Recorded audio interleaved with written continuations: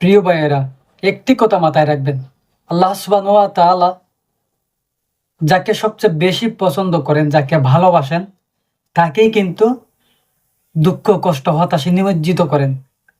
আল্লাহ পরীক্ষা করেন, দেখেন যে সে সাকসেসফুল হতে পারে কিনা।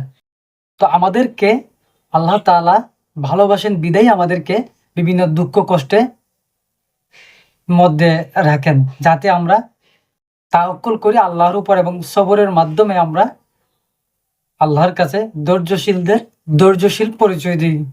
আল্লাহ তাআলা কিন্তু যাকে সবচেয়ে বেশি ভালোবাসেন, তাকেই কিন্তু বিভিন্ন অসুখ, মুসিবত, বিপদ বিপদ মুসিবত এইগুলা দিয়ে পরীক্ষা করেন।